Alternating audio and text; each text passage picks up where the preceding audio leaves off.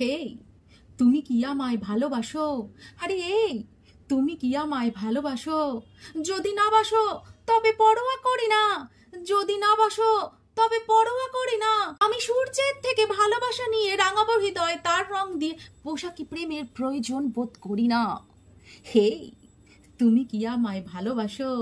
হেই না না, ভালোবাসো, কিন্তু ভালো না বাসলে আমিও এগোতে পারবো না, তোমাদের সঙ্গে আমার কোনো সম্পর্কও থাকবে না। যাকে আজকে যে রান্নাটা শেয়ার করবো তার জন্য রান্নাঘরে যাব। আর কি শেয়ার করবো? আজকে একটা ঘরোয়া রান্না শেয়ার করবো। সব সময় মাছ মাংস হ্যান ত্যান হয়েছে, আজকে একটা নিরামিষ পদ, যা তরকারি বলো ঘন্ট বলো যাই বলো না কেন, এই নিরামিষ পদটা আজকে তোমাদের সঙ্গে শেয়ার করবো। তো চলো রান্নাঘর। নিরামিষ মোচা করার জন্য রান্নাঘরে চলে এসেছি। এই দেখো, এখানে একটা কড়াই বসিয়ে দিয়েছি। কড়াইয়ের মধ্যে তেল নিয়ে অলরেডি আমি ফোড়ন দিয়ে দিয়েছি, একটু গোটা জিরে, শুকনো লঙ্কা আর তেজপাতা। আর এইখানে একটা কড়াই বসিয়ে দিয়েছি, যে যার মধ্যেও তেল দিয়েছি, এবং এই তেলের উপরে কি দেবো সেটা আমি দেখাচ্ছি এক্ষুনি, যাতে চট জলদি তোমাদের কাছে রান্নাটা পৌঁছে যায়। তার জন্য আমি দুটো কড়াই বসিয়ে দিয়েছি। এইখানে আমি নিয়েছি একটু মুসুর ডাল। মুসুর ডালটাকে আমি সকালবেলায় ভিজিয়ে দিয়েছিলাম। এবার এর মধ্যে একটু পেঁয়াজ নেব, কাঁচা লঙ্কা নেব, আর নুন দিয়ে এটাকে মেখে একটু বড়া করে নেবো। আমি মোচাটা আজকে একটু ওই মুসুর ডালের বড়া দিয়ে করতে চাইছি, দেখি কেমন হয়। এই পাশে কড়ার তেল গরম হয়ে গেছে, আমি ছোট্ট ছোট্ট করে মুসুর ডালের বড়া ভেজে নেব। এই কড়াইতে আমি আলু ডুমো ডুমো করে কেটে নিয়েছি, ওই পোস্ততে যেরকম কাটি সেই রকম সাইজে কেটে আমি এটাকে একটু ভেজে নেব, শুধু নুন আর হলুদ দিয়ে।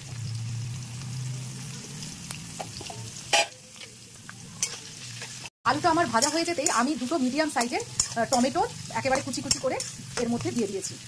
টমেটোটা হালকা নরম হয়ে গেছে, এর মধ্যে আমি দিয়ে দেবো আদা, জিরে আর কাঁচা লঙ্কা বাটা। এর মধ্যে দিয়ে দেবো একটু কাশ্মীরি লঙ্কার গুঁড়ো।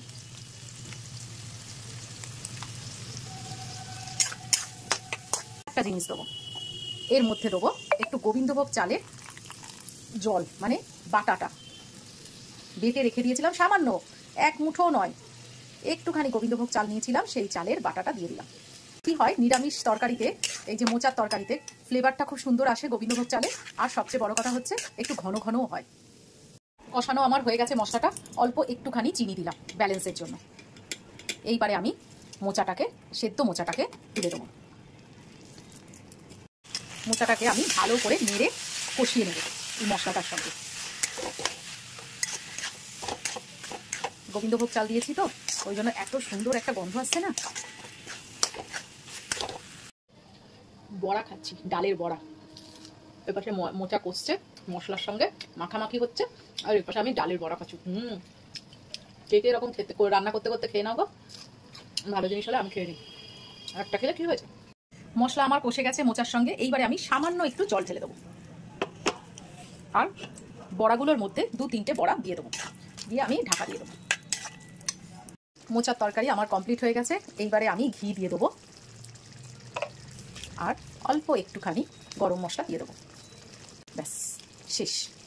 এইবারে কি করব, আর যে 3টে বড়া ছিল সেই 3টে বড়া ওপর থেকে দিয়ে দেবো, যেন এটা গুলে না যায়, মুখের মধ্যে পড়লে ভালো লাগে, এই জন্য লাস্টে 3টে বড়া রেখে দিয়েছি। তো আমার ভাতের থালি আমি সাজিয়ে নিয়েছি, ভাত নিয়েছি। এই দেখো ভাত ক্যামেরায় কত বেশি বেশি লাগে, আমি কিন্তু এক মুঠো ভাত খাই। যাকে ডিম ভাজা নিয়েছি, আজকে না মাছ নয়, আজকে গরম গরম ডিম ভাজা খেতে খুব ইচ্ছা করলো। গরম গরম ভাত নামিয়েছি, গরম গরম ডিম ভাজা আর মোচার তরকারি। তো চলো খেয়ে নিই। তো এবার খেতে শুরু করে দিই। এই মোচা নিচ্ছি, একটু একটু ভাত। ওরে বাবা কি গরম, সব গরম। ও মাই গড, কি ভালো হয়েছে গো, উফ দারুণ হয়েছে, দারুণ। একটু মোচার তরকারি দিয়েছিলাম, একটু ডিম ভাজা নিলাম, জমে গেছে, জমে ক্ষীর। ও ভাতের সঙ্গে মোচাটা মাখিয়ে কি অপূর্ব লাগছে। আর এই ডিম ভাজা, গরম গরম ডিম ভাজা, ও দারুণ দারুণ। তোমরা করে খেয়ে এইরকম ভাবে মোচার তরকারি। ও এই বড়াটা তো দেখানোই হলো না, কি দেখাবো, গরম প্রচন্ড।